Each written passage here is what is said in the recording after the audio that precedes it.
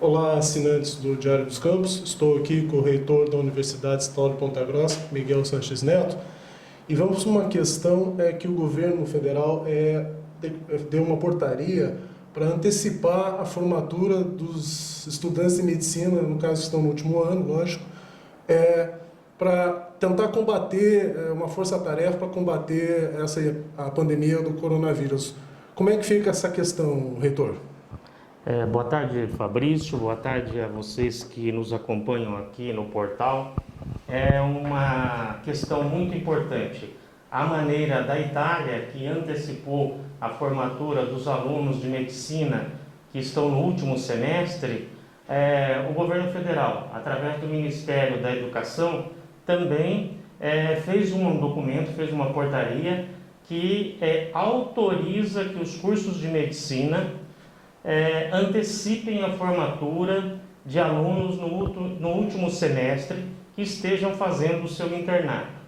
Então, acho que a primeira coisa que a gente tem que esclarecer para a população é que o decreto não obriga nenhuma universidade a fazer a antecipação da formatura dos alunos de medicina, de farmácia, de enfermagem, que são os 3 cursos que a UEPG tem, e mais o curso de fisioterapia. Então, ele é um decreto autorizatório. Nós temos 2 naturezas de decreto. O decreto obrigatório, que obriga, e o decreto autorizatório, que autoriza. Então, nós temos hoje, na Universidade Estadual de Ponta Grossa, um pedido dos alunos de medicina para que sejam antecipadas as formaturas, a colação de grau seja antecipada. E nós temos também um pedido do Sindicato dos Médicos do Paraná para que a gente antecipe a formatura desses alunos que estão no último semestre do curso de medicina da UEPG. O número de alunos, mais ou menos, para que você que está nos ouvindo tenha uma noção, é em torno de 40 alunos. Então seriam 40 novos médicos dentro da comunidade, não só dos Campos Gerais, porque alguns são de outros municípios. Ok? Chegou para nós, Fabrício, essa demanda tanto dos alunos e chegou também essa demanda do sindicato. Certo. Primeiro, com relação à portaria do MEC, a gente acha que a portaria ela tem mérito, ela está preocupada em combater a Covid e, portanto, é um instrumento tão importante quanto outros instrumentos nesse momento em que há falta de profissionais de saúde para a linha de frente. Mas a gente entende também que essa decisão não cabe ao MEC e essa decisão não cabe ao reitor. O reitor ele é apenas uma peça desse processo. Sim. Essa decisão cabe ao colegiado de curso de medicina e cabe também, aos professores que atuam nessa área. Então, imediatamente a reitoria fez um ofício para o Departamento de Medicina e o Departamento de Medicina entendeu que não se aplicaria aos alunos da UEPG. Por que não se aplicaria? Por quê? A gente tem que deixar tudo bem claro. Nós temos 4 disciplinas do internato do curso de medicina. 4 dessas disciplinas. Essas disciplinas elas vão sendo feitas uma depois da outra. Então, se nós anteciparmos a formatura, nós vamos antecipar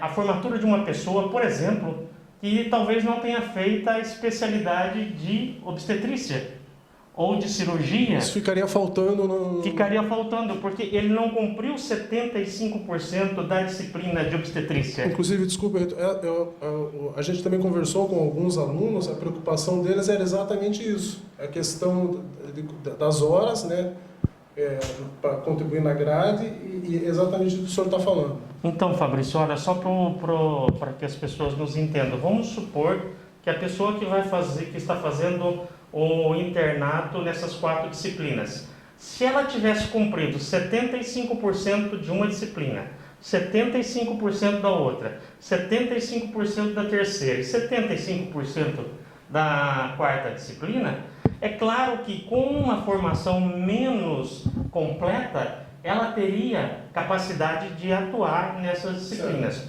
O problema é que ela é por ordem, então não se cumpriu, praticamente não vai se cumprir uma ou duas disciplinas do curso de internato no curso de medicina. Então, o departamento de medicina, isso também eu queria deixar bem claro, entendeu com uma preocupação com a população, que ele quer colocar no mercado, ele quer colocar nas unidades de saúde um profissional capaz de resolver todos os problemas.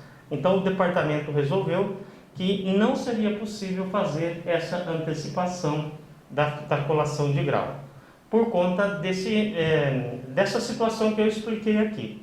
Com relação ao curso de enfermagem, com relação ao curso de farmácia, não houve demanda nem por parte dos formandos, nem por parte dos sindicatos, portanto, nós não ouvimos esses dois cursos. Isso também eu queria deixar claro, que a reitoria ela é uma mediadora, ela não vai tomar essa atitude de pedir vamos antecipar tal curso ou não vamos antecipar tal curso. Eu recebi uma informação que vai haver uma reunião ainda na quarta-feira sobre esse assunto, o pessoal da universidade, não é isso? É isso, Fabrício. Na quarta-feira nós devemos, não está ainda confirmado, mas deve ser confirmada aí pelas próximas horas, a data da reunião do Conselho Universitário. A universidade, o Conselho Universitário, ele está acima do reitor, ele é o órgão máximo da universidade, e nós vamos tratar de diversos assuntos. Um dos assuntos vai ser a questão dessas antecipações de colação de grau, porque eu preciso que o Conselho sancione a decisão do departamento. A tendência do Conselho é seguir o departamento, assim como a tendência da reitoria é seguir o que o departamento nos indica. Então, eu queria deixar assim claro para a população que não é má vontade nem da reitoria, que não é má vontade dos professores de medicina, são profissionais extremamente responsáveis, mas é uma preocupação em se aplicar esse decreto quando ele der a segurança de que não haverá prejuízo para a população que será atendida. Pode ser que outros cursos de medicina em outras cidades, em outros estados, tenham uma situação diferente da nossa e possam fazer a antecipação da colação de grau.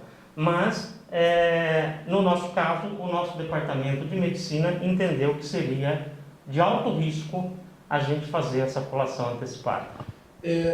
Já englobando esse assunto de calendário, de formatura, existe um calendário que tá suspenso agora. Como é que fica essa situação? Inclusive tem muita gente que quer se formar também, estava no último ano. Como é que fica essa situação? Tem alguma ideia, já algum plano, reitor?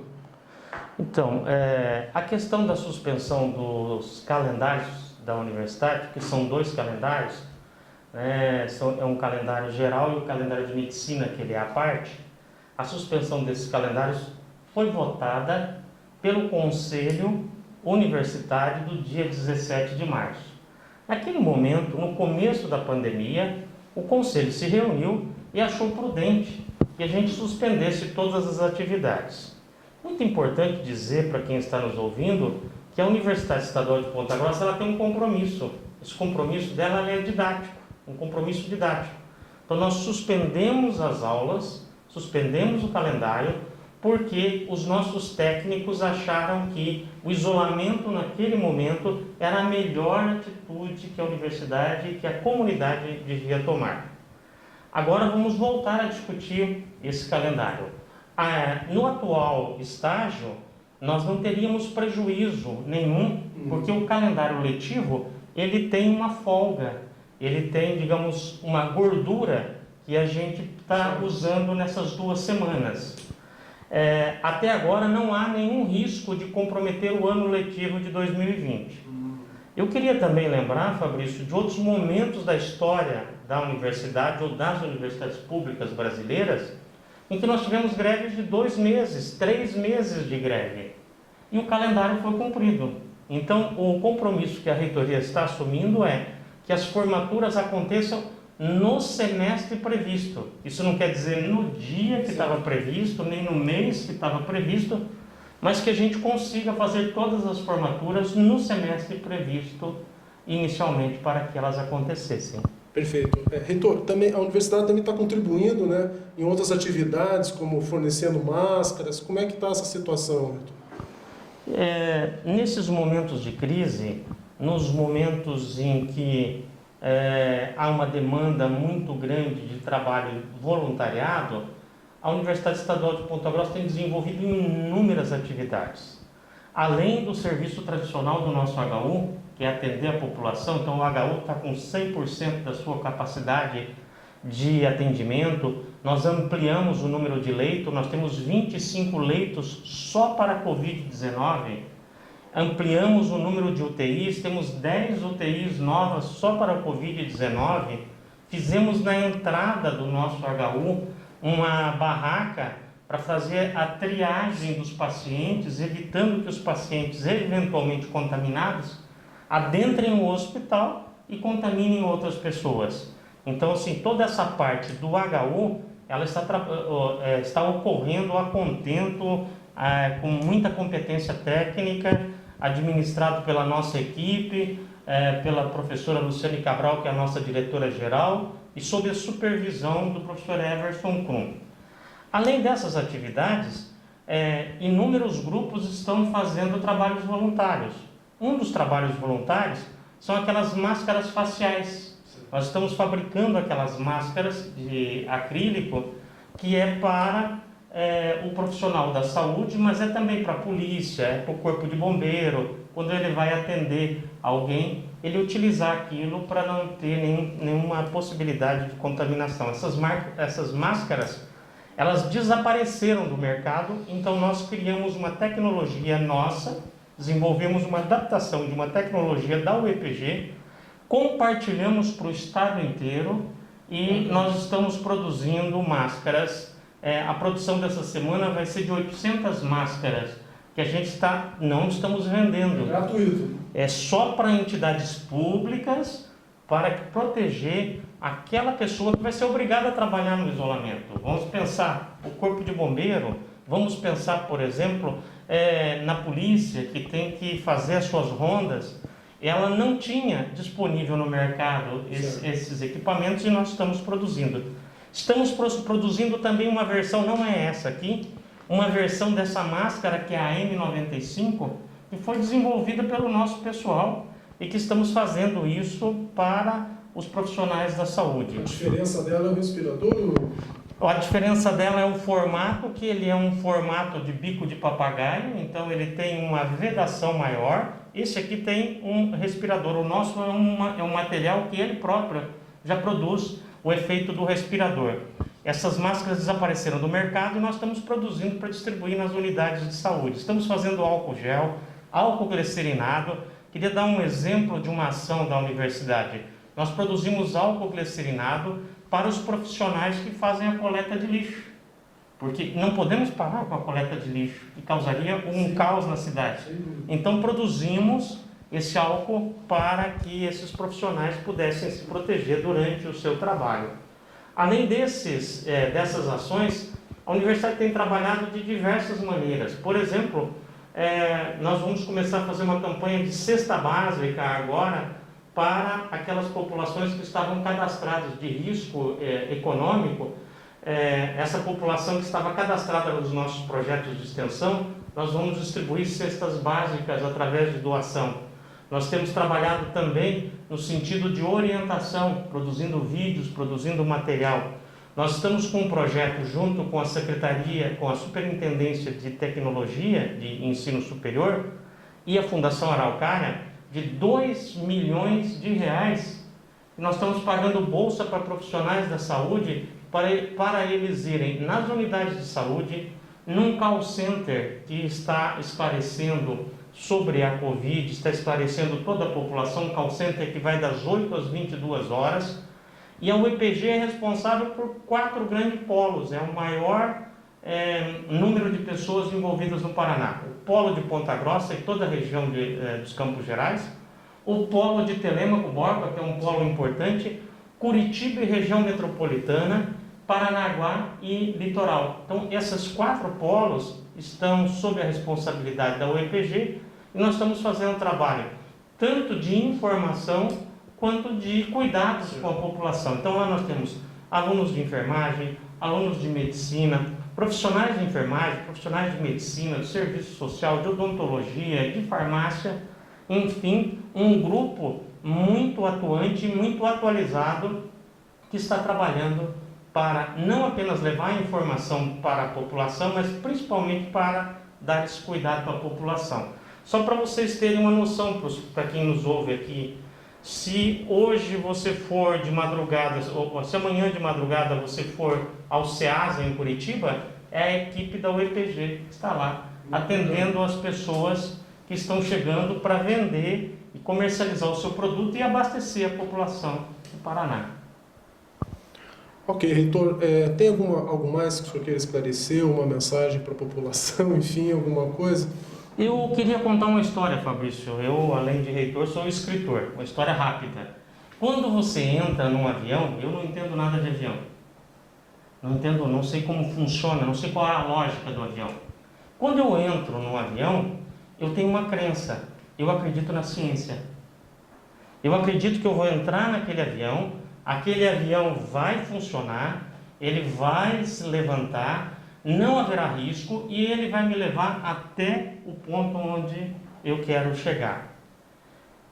Nesse momento, nós temos que acreditar nos profissionais de saúde.